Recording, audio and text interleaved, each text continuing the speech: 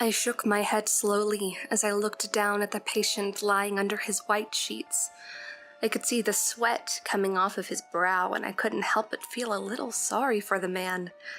I am surrounded by these people all day, every day, so you would think that after 4 years I would be used to speaking with patients, but it never seems to get easier. Maybe I'm just too nice. I don't know. You look like you've had a rough night, Mr. Thompson.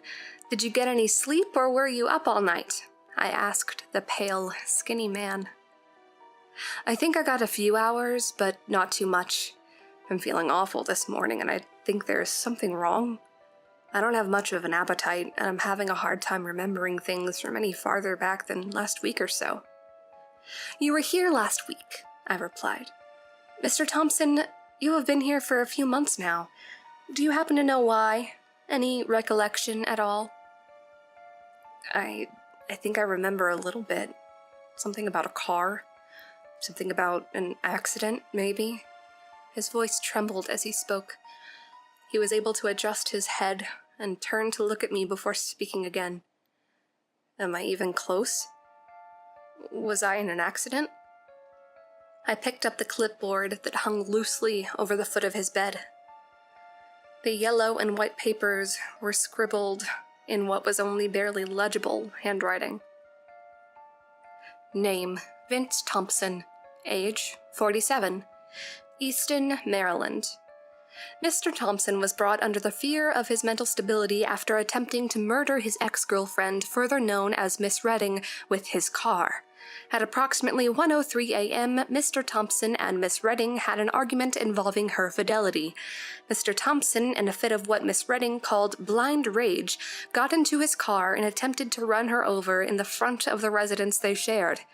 As Miss Redding attempted to flee, Mr. Thompson followed in pursuit, eventually striking Mrs. Redding, rendering her unconscious and badly injured. Mr. Thompson then ran his vehicle into a tree, injuring himself in the process. No alcohol was detected in his system upon arrival of paramedics.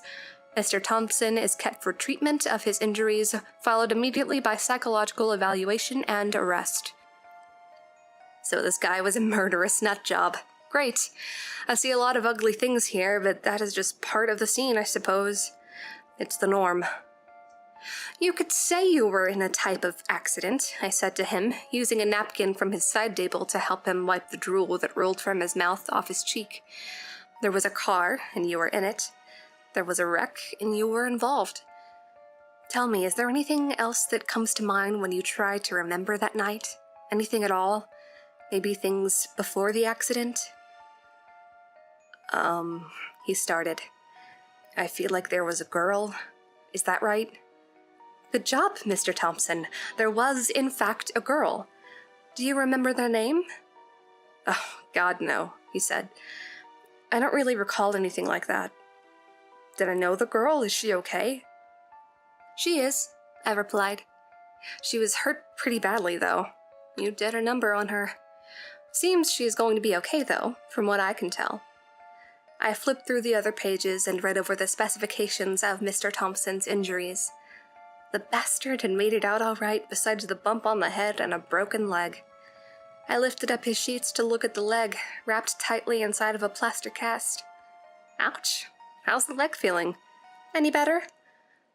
It's not too bad, I don't think, he answered. They said it snapped. Shit, I can tell you that it sure felt like it snapped yesterday. It is a little better, though, as long as I don't play with it. Not exactly ready to run a marathon on it yet, you know? I certainly wouldn't recommend that, in my opinion, I said, running my hand over the man's leg. Are you feeling any pain anywhere currently? Not much. Just a little under the cast, but I think that's normal.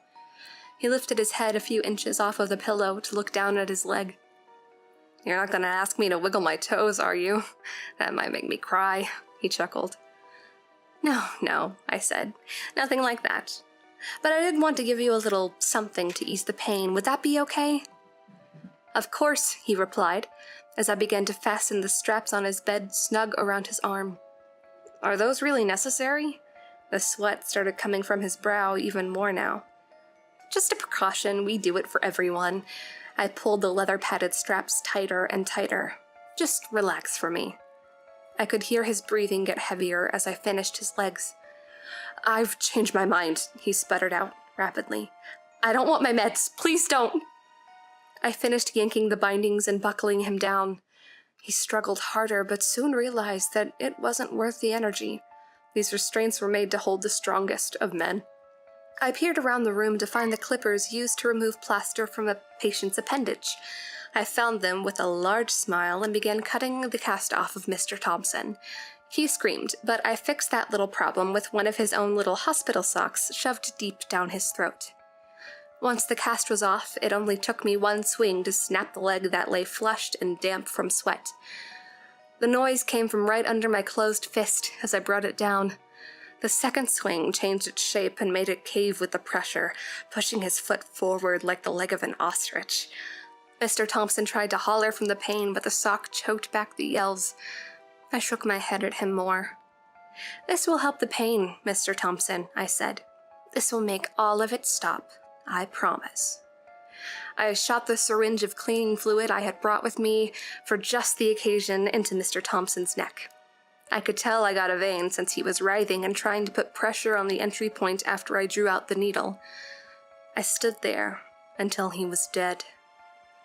I turned around and headed towards the door of his room, leaving the doctor's coat I had stolen thrown over the foot of the bed where I had found the clipboard.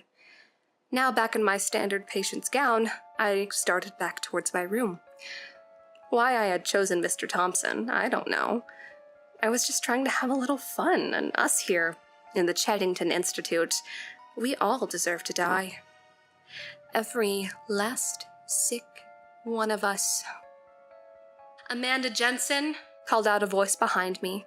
What have I told you about leaving your room? I'm sorry, nurse. I was just heading back now. Don't let me see you roaming the halls again. All patients have to stay in their rooms until escorted by a staff member. I know, ma'am, I said, turning my back to the nurse. Only doctors can roam the halls. And I'm no doctor.